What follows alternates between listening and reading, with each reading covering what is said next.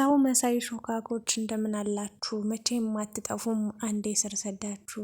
ጊዜው የስራ እንጂ አይደለም የወሬ። ሾካኮች ታረሙ አትሆኑ ጥሬ። እንግዲህ ድጋሚ አብርሽ እየየ እያለ እያለቃቀሰ ይገኛል። ትናንትና ከሴት ጋር አትሁን፣ ከኔ ሌላ ሴት አትቀፍ፣ ከኔ ሌላ ሴት አታውራ፣ ከኔ ሌላ ሴት አትመኝ፣ ትዳረ ኑሮ ህይወት ይሻልሃል ስትለው አገር ጥሩ መሄድን መረጠ። ከዛም ብዙ አልቆይም ተመልሶ መጣ። ድጋሚ ደግሞ ከሌላ ሴት ጋር አሻሸ ገዳሜ ማለቱን አልተወም። ተው ቢባል አልሰማም አለ።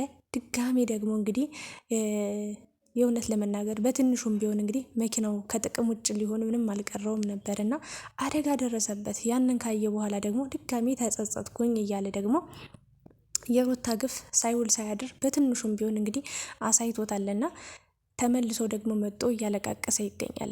ግን አብርሽ የእውነት ልንገራችሁ፣ አቤል ደግሞ ሲያወራ እንዴት እንደሚያስጠላኝ በነገራችን ላይ በጣም በቃ አቤል የእውነት የምወደውን ያህል ነው የጠላሁት። በቃ በፊት ለሩታ መከተዋ ነበረ፣ በእጇ በልቶ በእጇ ጠጥቶ የእውነት ለመናገር ማለት ነው።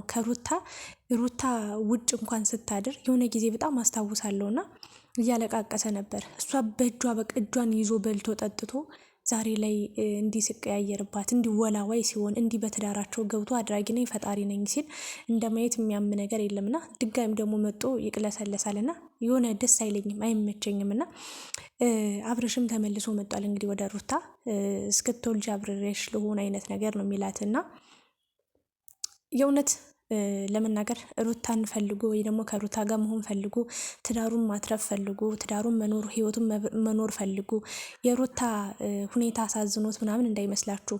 በአጭሩ የፍቺውን ሁኔታ እንዲስተካከልለት ስለፈለገ ነው። አሁን ላይ ሩታ ከወለደች በኋላ ህጉ ያን ያህል ቶሎ መልስ ሊሰጣት አይችልም። የእውነቴን ለመናገር አሁን ነፍሰ ጡር እያለች ነው ልትሄድ የምትችለው። ያኔ ላይመቻት ይችላል። ልጅ አቅፋ እንግዲህ እስክትታረስ ድረስ 40 ቀን ያው ወንድ ስለሆነ ለ40 ቀን ነው የሚቆየውና ቤት መውጣት አትችልምና በዛ መንገድ ብዙ ክፍተቶች ሊፈጠሩ ይችላሉ። ያንን ነገር ለመጠቀም ነው እየሞከረ የሚገኘው እንጂ ትዳሩ ኑሮ አሳስቦት አይደለም የመጣው። ድጋሚ ልቧን ሊሰባብረው፣ ድጋሚ ሊያቆስላት፣ ድጋሚ ሊያደማት ነው የመጣው። የእውነቴን ለመናገር ማለት ነውና በመጀመሪያ ግን እንዴት ናችሁልኝ የተወደዳችሁ የቻናሌ ቤተሰቦች፣ በያላችሁበት ሰላማችሁ ይብዛልኝ። እንግዲህ የሩታና የአብርሽ ጉዳይ ከባድ ነው። ግን ሩታን እንዲህ ጥንክር ብላ እንዲህ ብርትት ብላ ውስጧ እኮ ብዙ ቁስል አለባት፣ ብዙ ህመም አለባት፣ ብዙ ነገሮች አሉባትና ብዙ ጫናዎች አሉባት። ግን አሁንም ድረስ እንግዲህ ቡታጅራ እንደምትገኝና ቤተሰቦቿ በጥሩ ሁኔታ እንደተቀበሏት ነው እየተናገረች የሚገኘው። እፎይ ብላ ሰላም አገኘው በቃ እፍ ብላ ርፍ ባለችበት ሰዓት እንግዲህ አብርሽ ደግሞ ድጋሚ እየመጣ ህይወቷን እንዳልነበር ለማድረግ እየሞከረ ነው የሚገኘውና የእውነት ለመናገር አሁንም ወደ ውጭ ለመሄድ ጉጉት እንዳለው ወይም ደግሞ በቃ ከሷ ርቆ ሊሄድ እንደሆነ ነው እየተናገረ የሚገኘውና እስክትወልጂ አብሬሽ ልሁን።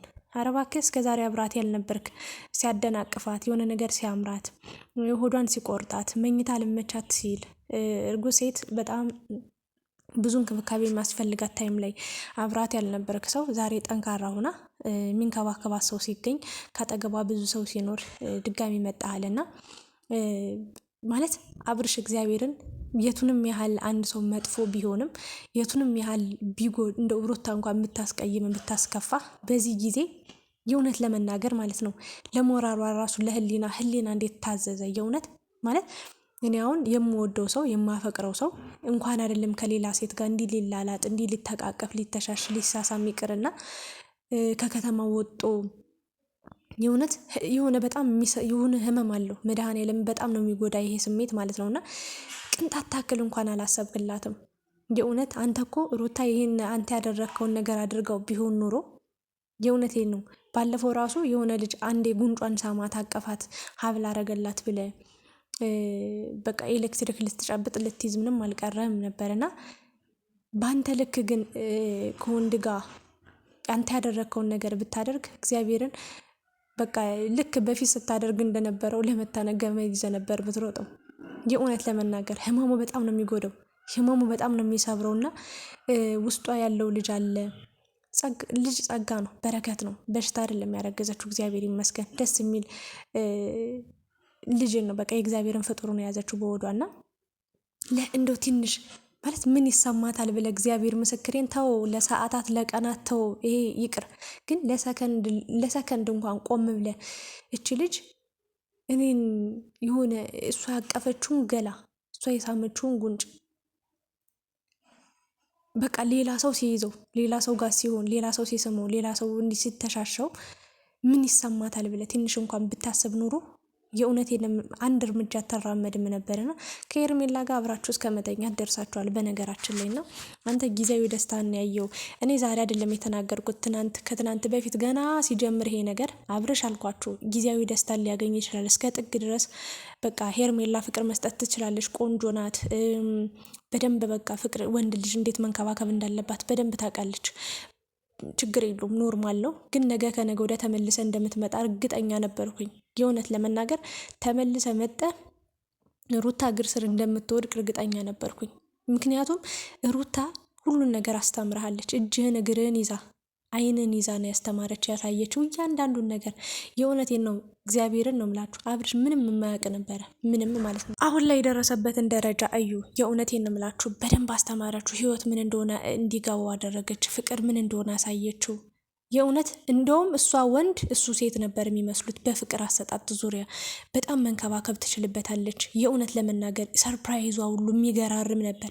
በደንብ አድርጋችሁ ወደኋላ ተመልሳችሁ ብታዩ ያን ያህል እያለቀሰች ራሱ በዛ እንባዋ ውስጥ በቃ የራሷን ደስታ ፈጥራ እሱንም ደስተኛ ለማድረግ ትሞክር ነበረ በጣም በሚገርም ሁኔታና እንዲህ ላደረገችለት ሴት ያልሆነ ለሄርሜላ ይሆናል ተብሎ ማን ብዙዎቻችሁ ትደግፉት ነበር። እግዚአብሔርን እኔ በጣም ሲያስለቅሰኝ ላይ የነበረው ነገር ምንድን ነው?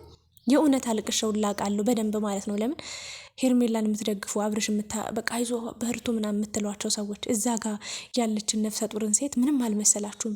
የእውነት በእግዚአብሔር እጅ የተያዘች ልጅ አለች እና ስለ እሷ ቅንጣት ታከል አልተሰማችሁም። እና እኔ እግዚአብሔርን ሌላ ምንም ነገር አላችሁም። በእናንተ ህይወት ላይ ደርሶ ስሜቱን በደንብ ተረድታችሁት በቃ የእውነቴን ነው እንድታዩት ነው በቃ የምመኘው። ህመሙን እኔ በደንብ አውቀዋለሁ። ፍቅረኛ ያላችሁ ሰዎች መድኃኔዓለም በደንብ ስሜቱ ይገባችኋል። ሩታ ያለችበት ህመም፣ ሩታ የቆሰለችው ቁስል፣ ሩታ የደማችሁ ደም በደንብ በቃ የእውነት ለመናገር ይገባችኋል፣ ይሰማችኋል። እና የእውነት ከመግደል አይተናነስም። በዚህ ልክ ሩታን የቱንም ያህል ብትጠሏት እንኳን ማለት ነው ምንም የሚጠላ ነገር ባይኖራትም ግን ብትጠሏትም የእውነት እኔ ማለት ነው ብዙ ጊዜ ብዙ ጥፋት አግኝቼባት ሩታን በደንብ አድርጌ ተናግሬያት አውቃለሁ። በጣም ብዙ ጊዜ እንዴት አረጊያለሽ? ምን አይነት ነውር ስራ ነው የምትሰሪው ብዬ ብዙ ነገር ብያታለሁ። ግን በዚህ ጊዜ በዚህ ወቅት ማለት ነው የቱንም ያህል ለእሷ ጥላቻ እንኳን ቢኖርባችሁ ነፍሰ ጡር ሴት መሆኗን መዘንጋት አልነበረባችሁ። ግን ሁሉም የየእጁን ያገኛል። ሁሉም በራሱ ደርሶበት ይየው ነው የምለውና ባጭሩ አብርሽ እንግዲህ በጉልበት መጣ አልቻለም፣ በመለመን መጣ አልቻለም። አሁን ደግሞ በጸባይ በቃ ተለሳልሶ እየመጣ ነው የሚገኘውና ፍቹን እንድታነሳለት ነው የሚፈልገው። ፍቹን እንድታነሳለት ገና ብዙ ታሪክ ይፈጠራል። በነገራችን ላይ አብርሽ አሁንም ራሱ ማለት ነው ጥፋቱን አላመንም። እግዚአብሔርን ሩታ በአቋሙ የጸናችሁ ለዛ ነው ሁሌ ይቅርታ እያደረግኩለት በቃ አንድ ቀን መሻሻል አልቻልኩም፣ አንድ ቀን ኑሮዬ መስተካከል አልቻለም። ስለዚህ በቃ በዚሁ አቋሚ ይጸናለሁ ብላ በቃ በደንብ የቆመ አቋም የያዘችው ለዛ ነው። አብርሽ አይስተካከልም፣ ጥፋቱን ኢቭን አያምንም ማለት የፈለገ ነገር ቢሆን ማለት ነው አላቅም። በዚህ ልክ እንዴት ጨክኖ በዚህ ልክ እንዴት ወስኖ ከሌላ ሴት ጋር ከከተማ ወጡ? ምን ሲያደርጉ እንዳደሩ ይሄን ያስረግዟት ይሆናል። ደግሞ የምር አይታመንም ወንድ ልጅ። የምሬን ነው ማለት ይሄን ያስረግዟታል ወይ የሆነ ነገር ተፈጥሯል ምናምን ነገር። ነገ ሄርሜላ ደግሞ ሌላ ታሪክ ይዛ ትመጣለች። ግን አሁን ሩታ ከዚህ በኋላ አርፋለች፣ እረፍት ላይ ነች። ነገ የሚሰቃየው እግዚአብሔር ካለ ደግሞ ከወለደች በኋላ የእውነት ለመናገር ክርስትናዋን አስነስታ ጥሩ ፕሮግራም አሳልፋ ምናምን የራሷ ሌላ ጥሩ ህይወት ጥሩ ኑሮ ሊኖራት ይችላል እንደ እግዚአብሔር ፈቃድና ማን ያውቃል ልጇ ይዞላት የሚመጣውን በረከት ልጇ ይዞላት የሚመጣውን ጸጋ አይታወቅም። እና አብርሽ ግን ሌላ ችግር ውስጥ ሌላ መከራ ውስጥ እንደሚገባ ያው አስቀድሜ እነግራችኋለሁ። ምን አለች በሉኝ። የእውነት ለመናገር በሄርሜላ በኩል ብዙ ታሪኮች የሚመጡ ነገር በነገራችን ላይ ስለ ሄርሜላ አዲስ የሰማሁት መረጃ አለ። የሚገርም ማንም ሊጠብቀው ሊገምተው የማይችል መድኃኔዓለምን ነው የምላችሁ የሰማሁት መረጃ አለ። ግን ይሄ መረጃ ደግሞ እንዳልኳችሁ ትክክለኛ እርግጠኛ መሆኑን ሳላረጋግጥ ዝም ብዬ ማውራት ስለማልችል የጊዜ ጉዳይ ነው። በደንብ እርግጠኛ ስሆን መጥቼ የምነግራችሁ ይሆናል። እና ለጊዜው እንግዲህ መኪናው እንደተረፈና በሌላ መኪና ተስቦ እንደወጣ ነው እየተናገረ የሚገኘው። አንተ አሁን በጣም ትኩራራለህ፣ የእውነት ማለት ነው። ምንም ነገር የሰው ልጅ ማለት ምንም ነገር ሳይጎድለው እግዚአብሔርን በጣም የአብርሽና የሩታ ህይወት በጣም የሚያስገርመኝ የሚያስደንቀኝ ነገር የሚበሉት ሳያጡ፣ የሚጠጡት ሳያጡ፣ የሚለብሱት ሳያጡ ኢቨን የሚኖሩበት ቤት ራሱ መድኃኔዓለምን ነው ምላችሁ አብይ ራሱ ቤተ መንግስት የሚኖረው ኑሮ አይኖሩ እንዴ? እዩዋቸው እስኪ ዛሬ የለበሱትን ልብስ ነገ ለብሰውት ከመጡ ነው ይቀጣሉ። ያኔስ አንድ ልብስ እኮ 3 ዓመት የሚለብስ ልጅ ነበር አብርሽ። የምሬን ነው። ለውጡ ደስ ይለኛል። ስኬቱ መድኃኔዓለምን እግዚአብሔርን ነው ምላችሁ ከልቤ ደስ ይለኛል። ግንስ ብር ሲይዝ መኪናው ቆርቆሮ መሆኑን ረስቶታል። በነገራችን ላይ ማለት ነው የሆነ በሰከንድ ልዩነት ድምጥ ማጡ እንደሚጠፋ በቃ ቆርቆሮ እንደሆነ ቁስ እንደሆነ አላወቅም፣ አልገመተም። በቃ ደህና መኪና ይዟል፣ ሴት ምናምን ያሯሩጥበታል ምናምን ነገር። የእውነት ወንድ ልጅ ከዝንጀሮ መለስ ካለ ቆንጆ ነው ብላለች ትዝታ። በጣም የምትገርመኝ በቃ አብርሽን በደንብ አድርጋ አብራ ታጥበዋለች። በእውነት እኔ አብርሽን አደንቀዋለሁ። በስራው፣ በኑሮ፣ በህይወቱ፣ በስኬቱ እቀናለሁ። እግዚአብሔር ሆይ በቃ የአብርሽን ህይወት የቀየረ ከአምላክ የኛንም መቀየር ለሚፈልጉ ሰዎች በሙሉ ቀይረላቸው፣ ታሪካቸውን ለውጠው ታሪካችን ቀይረው ላሉ። ግን እሱ ሀብትና ዝና ሲመጣ ሌላ ታሪክ ውስጥ ገብቷልና ሩታ ጎበዝ፣ በአቋምሽ መጽናት አለብሽ። የእውነቴን ነው። በመጥፎ ባትለያዩ ምናምን አይለያዩ። አብርሽና ሩታ 80% ነግራችኋለሁ፣ አይለያዩ። ዞሮ ዞሮ ዞሮ ዞሮ ዞሮ ራሱ ማለት ነው እንደው በወለደች በአራስነቷ ባይገናኙ በክርስትናው ባይገናኙ ማለት ነው በልጁ ልደት ይገናኛሉ። እርግጠኛው የምነግራችሁ ነገር አንድ ላይ ይሆናሉ። ግን ሩታ በደንብ በቃ ጠንካራ መሆን አለብሽ። ልፍስፍስ መሆን የለብሽም። እስከ ዛሬ ተልፈሰፈትሽ፣ አለቀስሽ፣ ወጣሽ ወረድሽ፣ ኢቭን ለሱ ስትይ ቤተሰቦችሽ ሙሉ ትተሽ መጣሽ። ምንም የተጠቀምሽው ነገር የለም። ሚዲያ ላይ ተሰደብሽ፣ ተዋረድሽ፣ ዝቅ ተደረግሽ፣ ክብርሽ ወረደ።